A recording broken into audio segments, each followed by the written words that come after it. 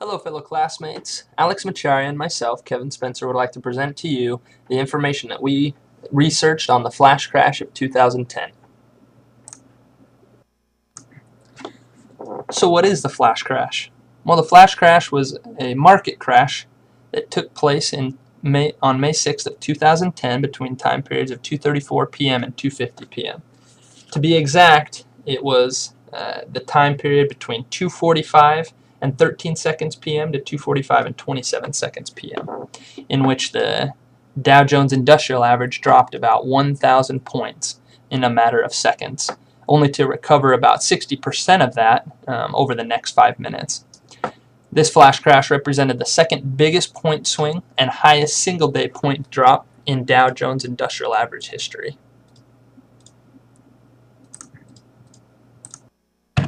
A couple of other things that we'd like to note about the market flash crash of 2010 is that there were other exchanges that were affected.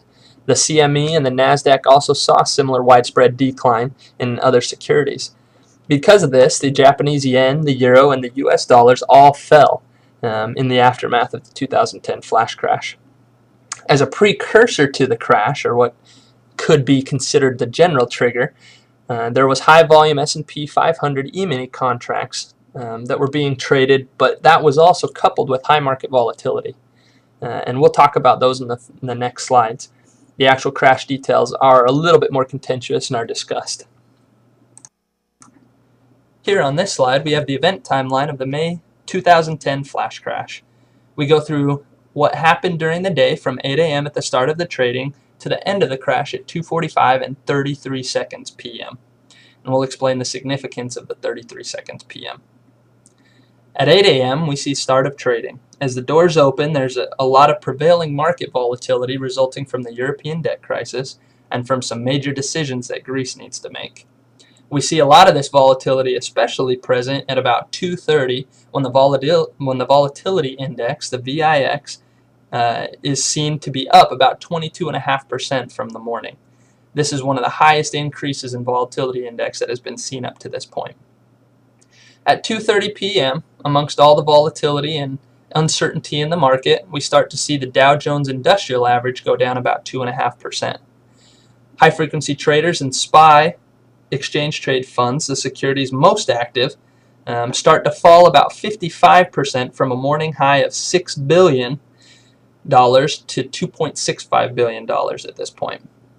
At 2:32 p.m., you see a large sell order of 75,000 E-mini contracts initiated by a large mutual fund company. This large mutual fund company would later be known as Waddell & Reed, as identified by the SEC, or as pointed to by the SEC, resulting in the largest daily position change by an investor since the beginning of the year. This execution was completed via flash order rather than manual order using a sophisticated automated algorithm. This sophisticated automated algorithm targeted a 9% trade volume rate over the previous minute with no regard to time or price position, a somewhat unconventional method of trading. This result was a dramatic decline in the Dow Jones Industrial Average and the S&P 500 indices over a very short period of time. At 2:41 p.m., one more thing to note on this is that 75,000 short position, those contracts automated by Waddell & Reed, were placed over a 20-minute period, and they were worth over $2 billion. At 2:41 p.m., we start to see some high-frequency traders and fundamental buyers absorb a couple of these contracts, 3,000 of the 75,000, and then they start selling them to each other, which results in a sell-off in a hot potato type effect, where we pass a potato to each other, everyone uncertain about the markets, wanting to pass it through to everyone else, until we see at 2:45 and 13 seconds p.m., we see the stock market crash. You see high-frequency traders sell off 2,000 of these E-mini contracts to reduce their long positions, which results, and at that time, high-frequency traders have sold about 27,000 contracts, which is 49% of the trade volume versus the 200 new contracts that they purchased. This results in the market dropping 1,056 points. otherwise known as the NASDAQ NYSE crash. As can be seen, from 2:45 and 13 seconds to 2:45 and 27 seconds, about 14 seconds, we see the E-mini contracts drop by another 1.7%, 5% in all for the low of the 1,056 points. The SPY, the SPY, has also fallen about 6% to 600,000 shares that represent 25% of the market depth by this time.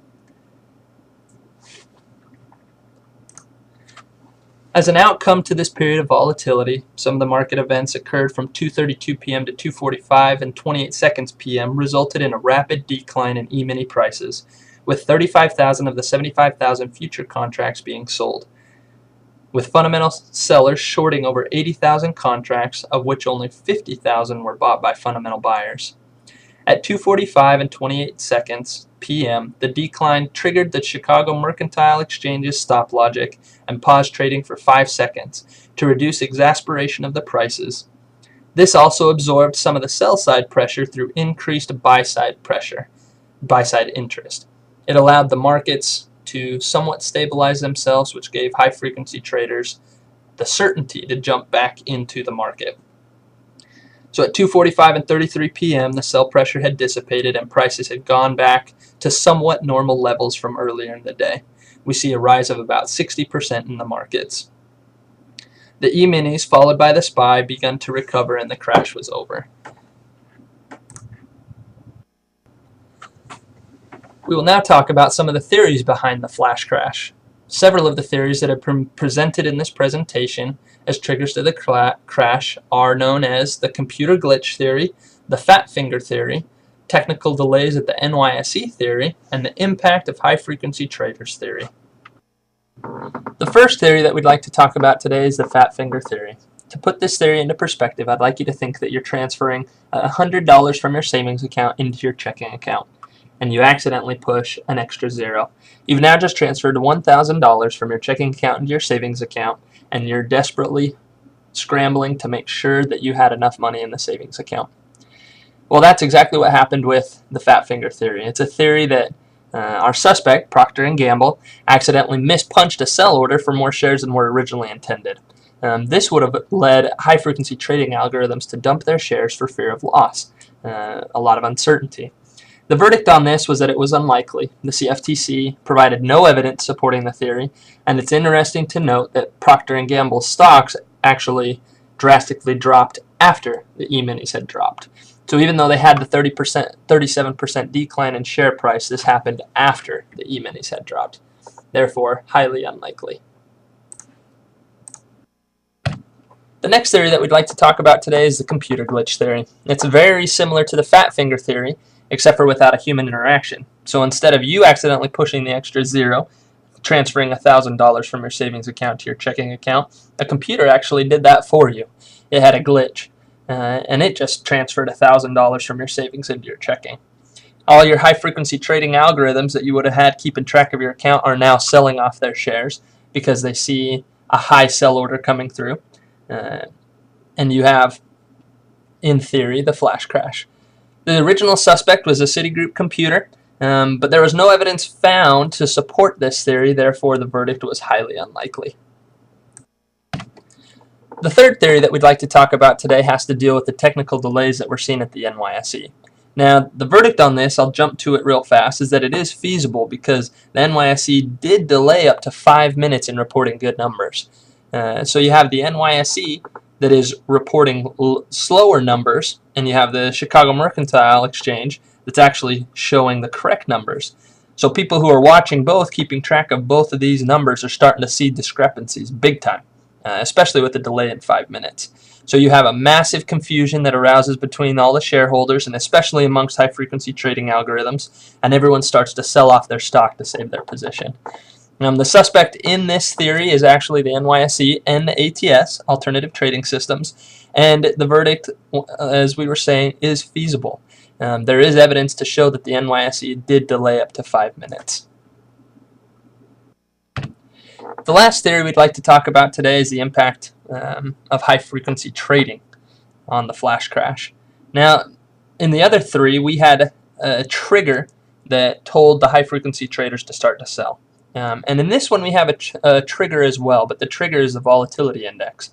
And the suspect to that was all the Greece riots that were happening, European uncertainty, and just plain out other uncertainties that inflated this volatility index until the point where the high-frequency traders felt threatened in their positions and just started selling. Yes, this is a very valid theory, and there is evidence to support that the high-frequency traders did contribute to the mass sell-off, as can be seen even in the other three theories. But one interesting thing to note is that there is also evidence that the high-frequency traders helped the market rebound back. After the circuit breaker turned on for the 5 seconds in the CME, the Chicago Mercantile Exchange, the market started to equalize once again, and high-frequency traders started buying at the low prices, which brought those markets back up.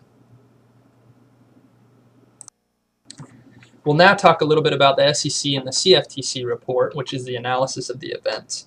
So the Security Exchange Commission and the Commodity Futures Trading Commission, the CFTC, performed a joint research study to determine the root cause of the events. This report was delayed 5 months, but when it came out as a 104-page report to the public. The SEC and the CFTC conclusion was that a high-frequency trading firm suspected and implied to be Waddell & Reed executed an automated sell order of 75,000 contracts valued at $4.1 billion, which was over the $2 billion that we discussed in the timeline. As such, this resulted in high-frequency trading activities increase on the sell orders. The SEC and the CFTC reported that the automated sell order was made without respect to price or time, but at a 9% target execution rate, which was quote-unquote unusually large and unconventional. This triggered, like I was saying, many high-frequency traders to sell and buy rapidly until uncertainty drove them to withdraw from the market for a period of time. As this report was widely criticized for the time to publish, the 5 months that it took to publish, and also the integrity of the data used to develop the conclusions, we'll talk a little bit about the critiques that came about because of this report. As we briefly touched on, the SEC and the CFTC report received a lot of criticism for their remarks. And one of those remarks was actually very strongly opposed or argued by the Chicago Mercantile Exchange. They gave a press release shortly after the SEC-CFTC report in which they stated the orders, as well as the manner in which they were entered, were both legitimate and consistent with market practices. Nanex was also another criticizer of the SEC-CFTC report, in which they provided evidence that Waddell & Reed did account for time and price and algorithm, which is a direct argument against the SEC saying that they didn't, and also that Waddell & Reed were selling most when the market was briefly increasing. And the slide on the next page will show this. As can be seen in this figure provided by Nanex, we see that the green line in the middle of your screen is a cumulative number of Waddell & Reed contracts sold. Of particular interest to this is the note just to the right that says, "Note how selling only increases when the market moves higher." As can be seen, as the market is increasing, which is the blue, red, green lines, which is the depth levels, colored from red to violet, depending on the total number of contracts at that level. As those were increasing, the E-minis, you also see that the contracts sold during that time increased in Waddell & Reed. This, therefore, supported the evidence that they did take into consideration the time and price at which they sold. Now that we've discussed some of the theories that were thrown out during the 2010 flash crash aftermath, and also talked briefly on the SEC and CFTC report that was highly criticized, we can come to the conclusion that there's really no concrete determination of the root cause. It remains unknown. A lot of factors went into the flash crash, and there's lots of evidence to support it, but the true trigger remains unknown. What we do know is the SEC and the CFTC have implemented a new circuit breaker strategy. First, what is a circuit breaker? A circuit breaker strategy is a strategy that's implemented to temporarily pause buying and selling of a particular stock for a duration of time to minimize the downdraft and updraft effects from high-frequency traders' quick-to-the-trigger decisions. High-frequency traders make trading in milliseconds, and to leave the market stalled for about 5 seconds helps to equalize the markets once again. This post-flash crash circuit breaker strategy implemented by the FCC was a pilot program that started on December 10, 2010. Its design was to pause trading of any particular stock for 5 minutes if that stock fell or rose more than 10% in any 5-minute period. We currently see this circuit breaker strategy in the stock markets today. And that concludes our presentation on the flash crash of 2010, and here are some of the references that can be viewed to find more information about what happened.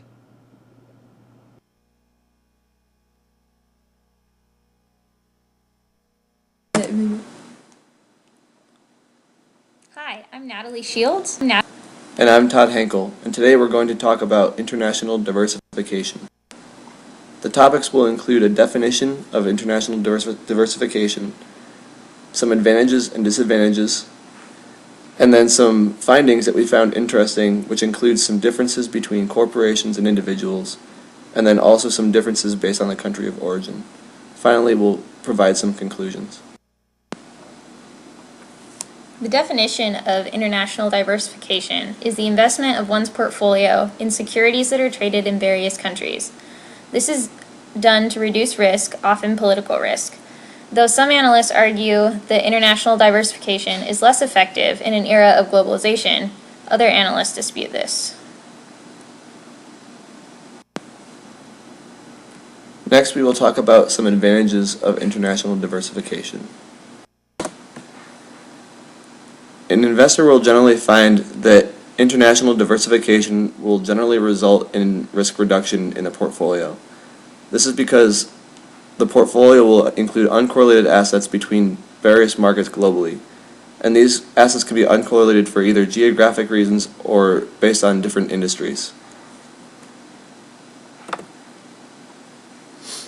In the table on the left, on the bottom of the slide, you can see that an investor in Japan would see a negative 0.26 correlation coefficient if investing in an American market. This is extremely good for the Japanese investor due to the fact that the assets are negatively correlated, which reduces risk of the portfolio overall. The figure on the right shows two different portfolios of stocks, one of U.S. stocks and one of international stocks that are part of an international portfolio. You can see that the portfolio of international stocks has a significant risk reduction than that of the U.S. stocks alone. Another advantage of using the international diversification strategy would be enhanced value. For a corporation, say, that was diversifying, that would be a higher value for their firms, or for the individual investor, you would see a higher rate of return on investments. In our research, we found that many researchers used the measure of Tobin's Q, which is a measure of market value versus replacement value, and this measure increased with the increase of foreign sales or investments in one's portfolio. Another point of research was contrasting global diversification and industrial diversification. It was discovered that greater benefits can be seen for the investor with global diversification rather than industrial diversification alone. However, when these strategies are combined, as you'll see in the figure at the bottom of the slide, you can see even greater risk reduction.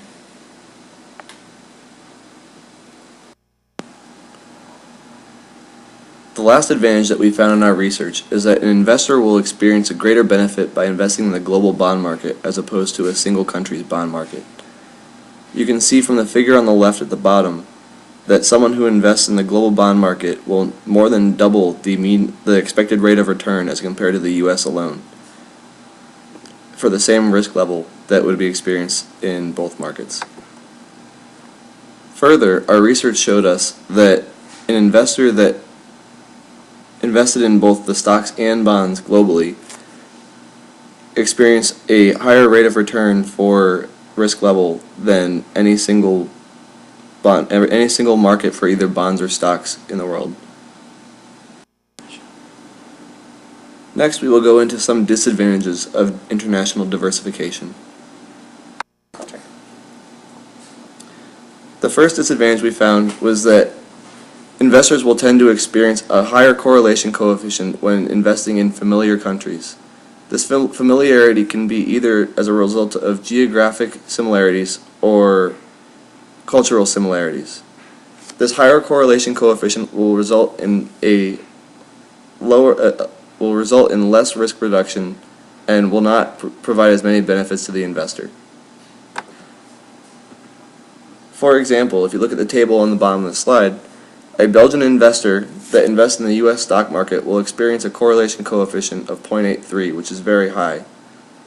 This means that the investor will not experience much gain in terms of rate of return, and the investment will not lower the risk much at all. While an Italian investor that invests in the U.S. stock market will experience a correlation coefficient of 0.09. This means that this Italian investor will significantly lower the risk of the portfolio, while significantly increasing the rate of return of the portfolio. Another disadvantage of international diversification is analyst inaccuracy. This comes with the fact that a more diversified portfolio becomes a more complex task to forecast, and therefore leads to an optimistic bias in analyst forecastings, which is highly inaccurate and can give false hopes to investors.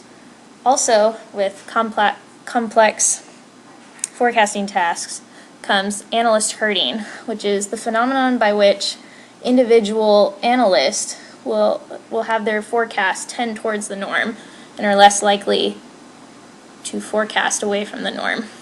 This phenomenon is more prevalent in diversified companies or portfolios, and the market penalizes herding behavior, which reduces market value of a portfolio or corporation.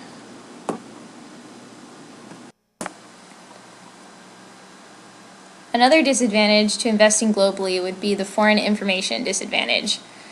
While it would seem natural that domestic investors have an informational advantage over their foreign counterparts, research has shown that this informational disadvantage can increase with time and tends to artificially drive stock prices up and down throughout a trading period. Foreign investors do not have as current or detailed information about foreign markets, even in today's age of internet and what would seem like instant communication. There is a cultural disadvantage which might not be communicated even through instant means.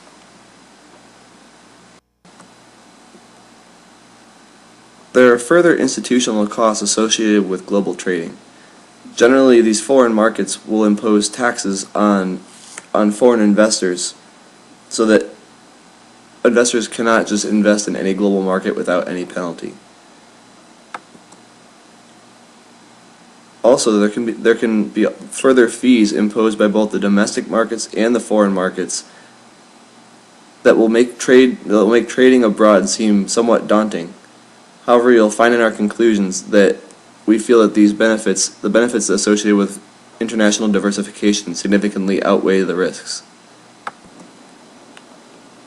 Finally, the last disadvantage is that gains significantly increase with the number of countries included in a portfolio. This may not seem like a disadvantage offhand. However, this requires many more resources by an individual investor, which produces a disadvantage for that investor. The investor will have to spend much more time researching and coming up with solutions to foreign investments, as opposed to a company that could actually pay people to. Next, we will talk about some interesting findings that we found in our research. The first interesting finding that we found was the differences between corporations and individuals.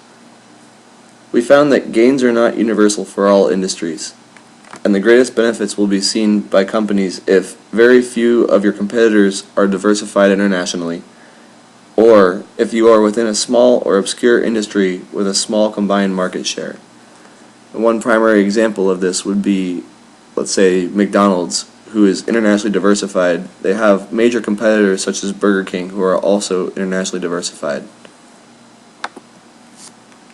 Further, we found that some industries handled diversification better than others, and this can include some various food industries or textiles, with the point being that individuals would not necessarily see the same effect as these major corporations. And the final part of this finding was that corporations have much greater resources than individuals, and therefore individuals may be more risk averse than certain corporations would be. Another interesting finding that appeared in our research was the country of origin effect.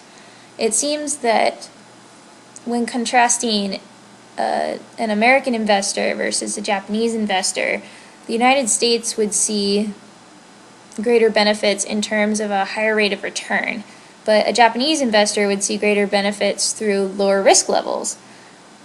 Also, American investors tend to have greater hedging benefits than Japanese investors, although hedging helped both investors in the long run.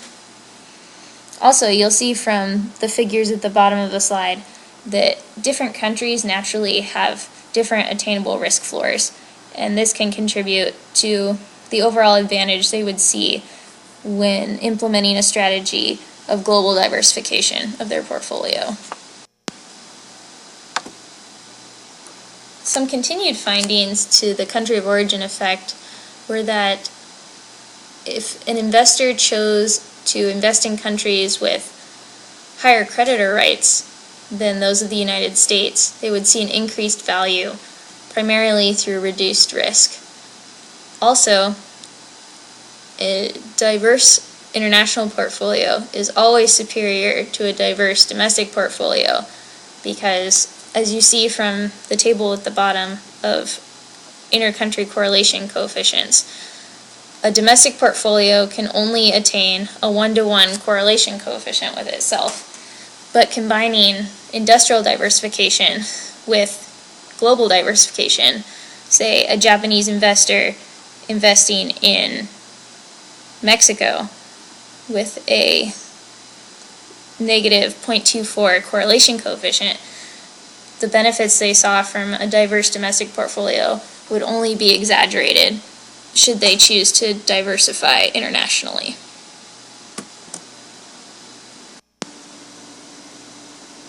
Finally, we will discuss our conclusions for international diversification.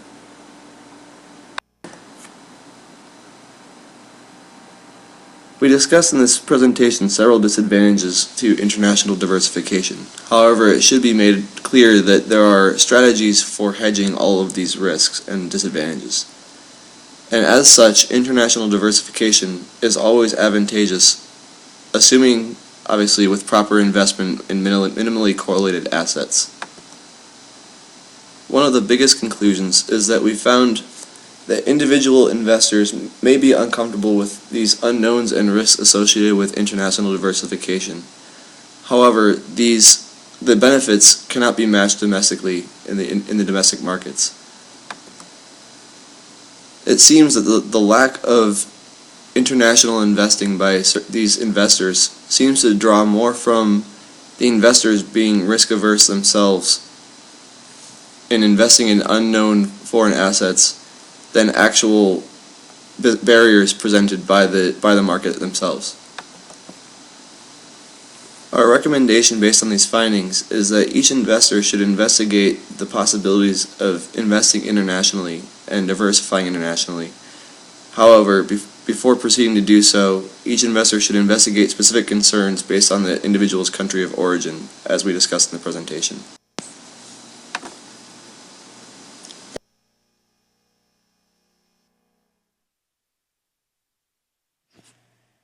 Good afternoon, my name is Sajid Chitty, and today we're going to take a look at futures trading for hedging in the Ceylon tea industry. Prior to getting into this topic, I will give you a brief introduction on commodities trading itself and how it brought about the need and necessity to hedge. Please keep in mind that Ceylon and Sri Lanka are the same country, and the two names will be used interchangeably in the presentation. In the current modern market, hedging is used fairly extensively to protect those stakeholders in a variety of industries that are not limited to commodities. However, the purpose of hedging first emerged in commodity trade. There are currently at least over 100 traded primary commodities, and from these primary commodities is a subcategory of soft commodities, of which coffee, sugar, cocoa, soybean, wheat, and corn fall under. These are also the most actively traded soft commodities. Technically, tea would fall under the soft commodity category, but currently there exists no futures market in tea. Commodities have been traded for over 3,000 years. Basic commodities trade is one of mankind's oldest commercial activities. All over the world, irrespective of the community, people would develop a central marketplace where they could meet and trade necessities such as foods, fibers, and other basic commodities. Eventually, these participants entered the physical cash market, and the market chains lengthened, thus directly affecting the prices of each commodity. Each participant in the chain added value to the commodity, either through processing, transporting, storing, refining, manufacturing, etc., and this contributed to the price. From such value addition, the participants acquired a stake in the price, and as a result, profit margin had to be protected. Hence, price vulnerability increased from supply and demand variability. These price alterations of these traded commodities would impact the respective stakeholders' bottom line. The first instrument that evolved due to the desire and necessity for traders, producers, and consumers to minimize such risks from price fluctuations was the forward contract. An individual contract for expected deliveries contained the specific terms of delivery such as quantity, quality, and anticipated date, all for a predetermined fixed price. Merchants of several basic commodities joined together in the late 19th century to establish an organized and specialized marketplace for each commodity in order to meet and negotiate these forward contracts. The forward contract, however, was still a cash market instrument, whereby a price was negotiated for an actual physical commodity transaction at a future date of delivery. Interestingly, the existence of the contract and this piece of paper it was written on added another possible level of trade, the idea of buying and selling the contract itself.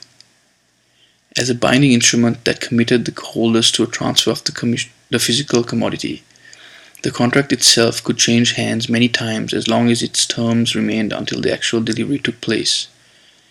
As the buying and selling of an existing contract became an accepted practice, the standardization of that contract became the next logical step.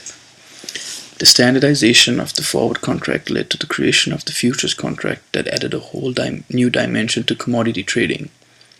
The cash market continued its day-to-day business of selling and buying a commodity at that day's price, while on the side, an organization which standardized the contracts and the trading practices became the futures exchange. The acceptance of the standard contract allowed organized trading of the value of the commodity for delivery at some future date through a futures market for the commodity.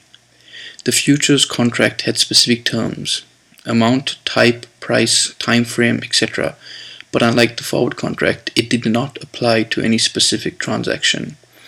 The commodity could change hands under the terms of the contract, but that was not its purpose. Its purpose was to establish a price for the commodity for a defined period of time. Hence, the futures contract evolved into an instrument that had its own value and could be traded apart from the physical commodity. The standardization of the contract and trading practices even removed the need to trade actual pieces of paper. Only an enforceable record of the transaction payment was necessary.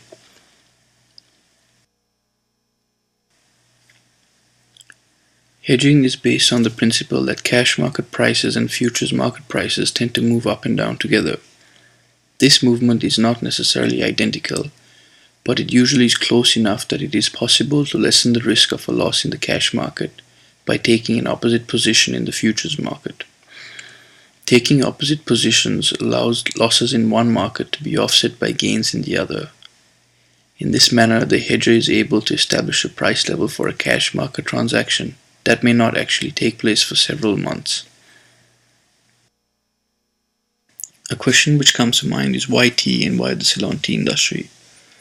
As you can see, futures and options exist for coffee but not for tea, and coffee is definitely a suitable comparison to tea because of the substantial similarity between the two beverages and the potential to substitute one with the other.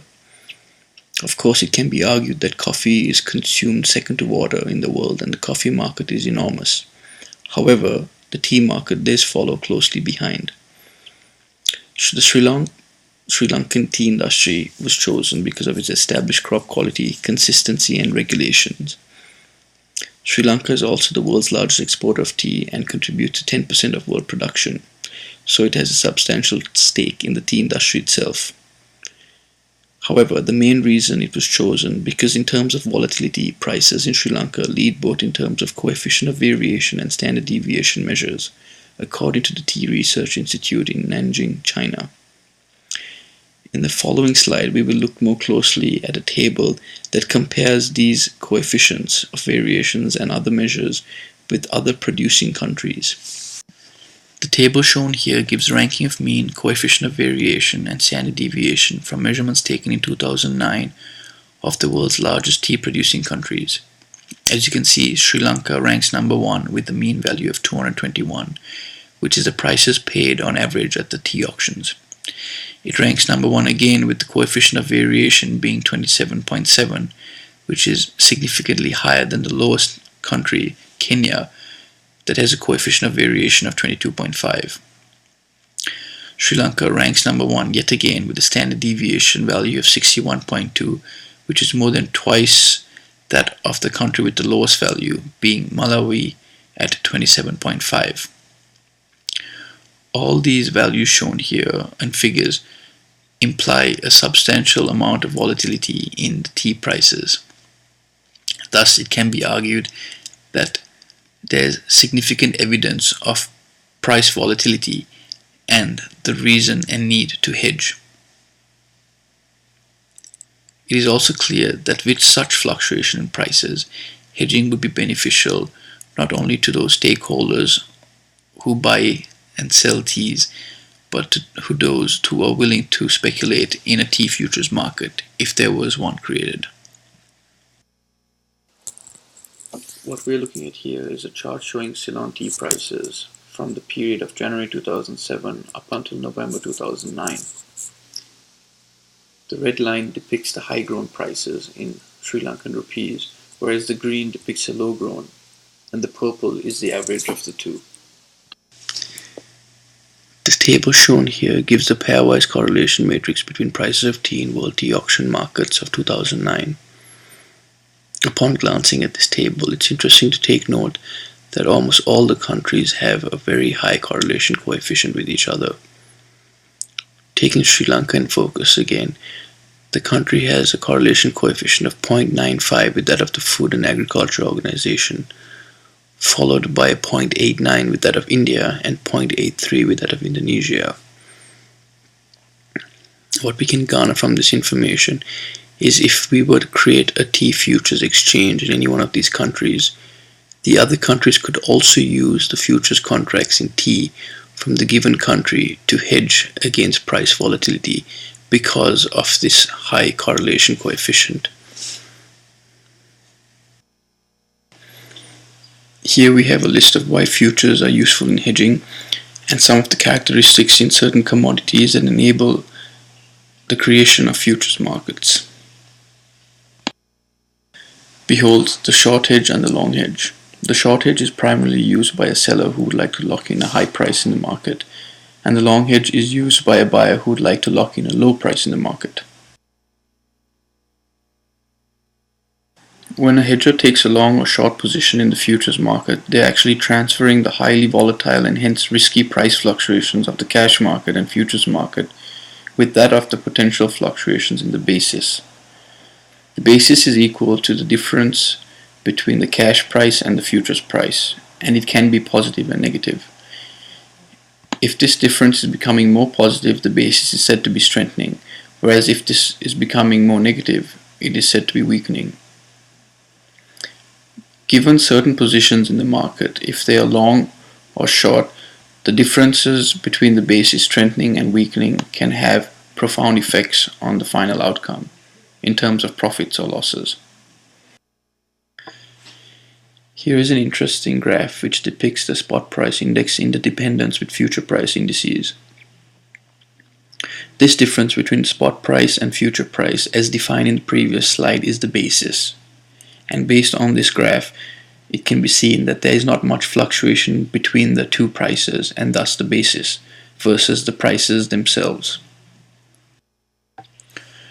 Based on the information observed, it can be concluded that there is potential in developing a tea futures instrument for the tea industry.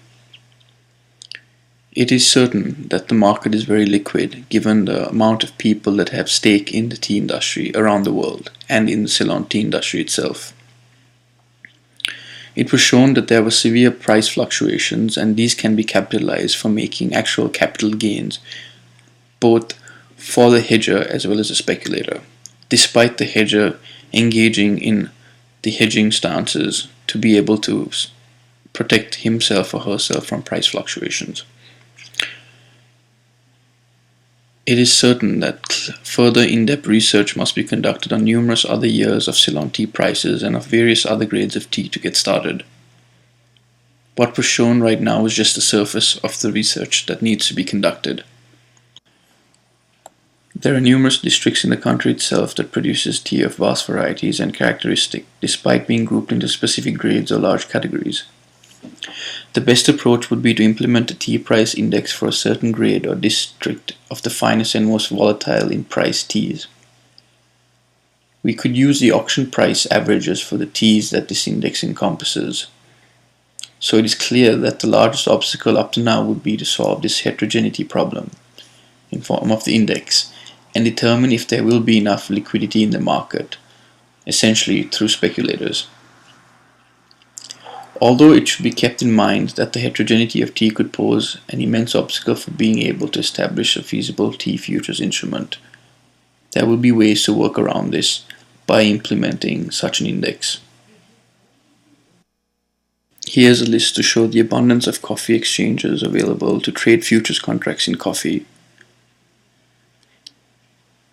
The main purpose of this is to imply that such a success can be achieved with the tea market as well.